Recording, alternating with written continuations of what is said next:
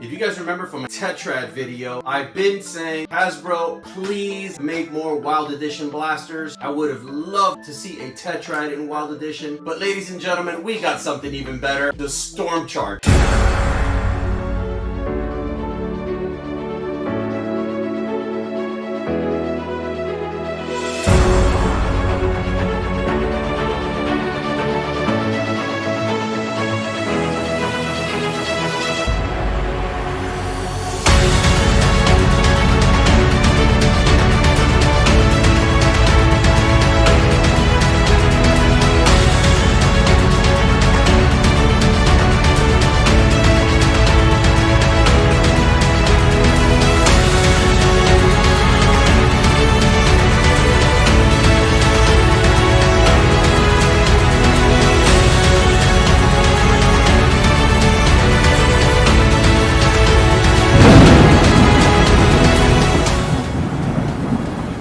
The release of Elite 2.0 products have brought a lot of mixed emotions among the community. In my case, I kind of saw a silver lining in it. I've been able to work with some products like the Elite 2.0 Phoenix. Check out that video, it's pretty cool. I definitely made a lot of good tequila with those lemons. Without further ado, let's unbox this thing and see what we got. All right guys, included in the package is the blaster itself, which consists of the core blaster, a 10-round mag, a very classic Nerf attachment that we're used to seeing in orange with a different color variation thanks to Elite 2.0 Wildlands edition, a very recon slash battle camo Stryfe style stock in a nice Elite 2.0 Wildlands edition teal camo, your instructions, and 2 full loads of ammo for this blaster. The blaster has a very ergonomic feel. It almost feels like a distant reshell of the late battle camo Stryfe. If we remember correctly, this is exactly how this one came. I think it just had a more banana-ish clip. Indeed, the recon style stock, a similar ergonomics. Of course, this is the classic Stryfe we've come to love, which has its asymmetrical body style, battery compartment on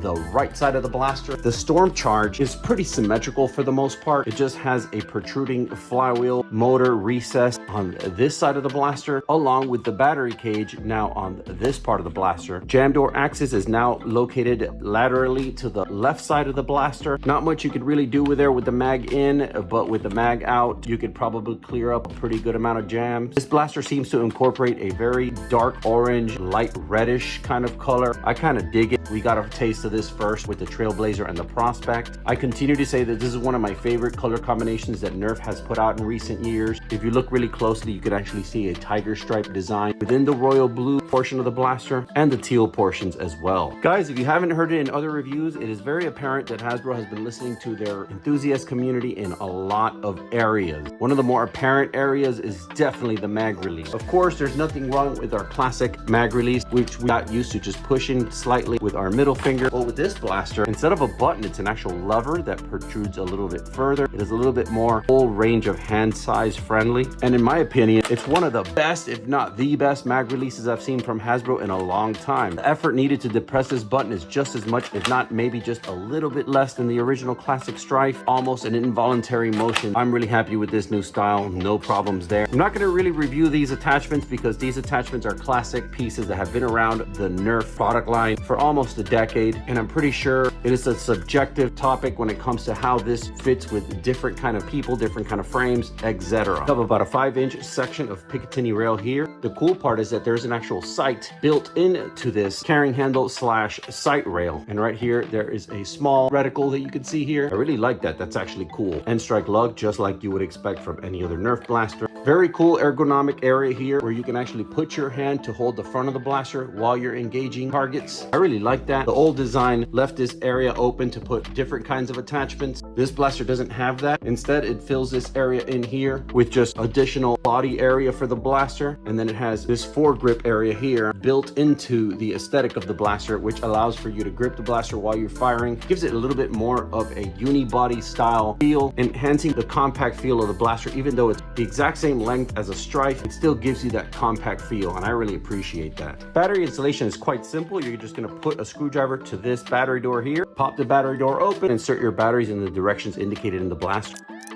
So I decided to do a little bit of a 2-in-1 video like we did with the Tetrad, where we take a look at the stock performance of this blaster and then we take it apart briefly and see what the internals look like. Maybe we get lucky and we could stick a quick 2S or 3S power package in here and see how she performs with that. So without further ado, guys, let's go see what this baby can do stock. Let's get it. All right, guys, we're at the mini range. We have our 4 AA Energizer Ultimate Lithiums in here. We're gonna go ahead and go with some Adventure Force waffle darts for reliability. We're gonna shoot at that center target. We're gonna check a little bit of grouping, and then we're gonna go to the chrono and check some speeds while we're at it. Let's get to it.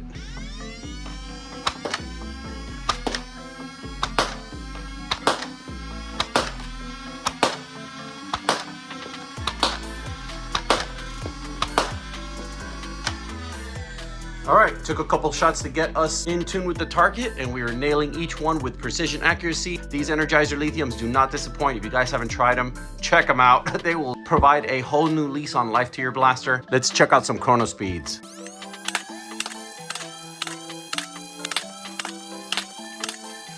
All right, guys, not too bad for stock. Let's go to the modification bench and see what we can do to this blaster. Let's get into it. All right, guys, so this is uncharted territory for me. I've opened up many Elite 2.0 blasters. I've modified many Elite 2.0 blasters. I know nothing about this one, although I've seen a couple of leaked pictures that you guys have also seen on the internet about the open blaster. However, I'm going into this blindly. I'm taking you along with me for the journey. All right, this side of the shell, along with this trim piece, comes off independently. And then you have your battery tray, you have your flywheel cage, and your mag wheel. Pretty straightforward, guys. It looks like they've simplified the way that the components work. I like how the mag release is now just one piece along with a spring. I like that there's no longer any kind of plastic spring for the trigger. You have an actual metal coil spring now, although the mag lock, which you may or may not want to remove, does retain plastic spring. The rev switch also contains a plastic spring underneath here, but the main spring that we're worried about is the trigger, so we're glad that has a metal coil. Other than that, it's a pretty straightforward environment. We just have to come up with a battery system that will fit into this battery tray. All right, guys, so the battery I ended up going with is an old RC 300 milliamp 9.6 volt nickel metal hydride battery pack. I decided to go with this voltage. It's a nice middle ground. Now, you can use a lot of variety of battery types. I decided to go with this one for what I stated earlier. Might not be the quickest response, but it's definitely an improvement over stock. We're gonna find out just how good of an improvement it is. All right, guys, we have our Elite 2.0 Wildlands Edition Stormcharge fitted with a custom 9.6 volt nickel metal hydride battery pack. We're gonna take 10 shots at that center target, see what kind of grouping this thing does with this kind of firepower, and then we're gonna go check out the Crony for some speeds. Let's get into it.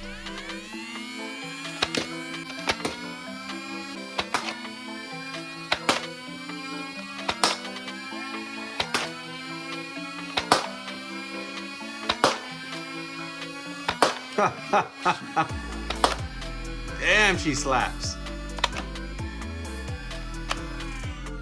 All right, guys, let's see what kind of speeds we're getting.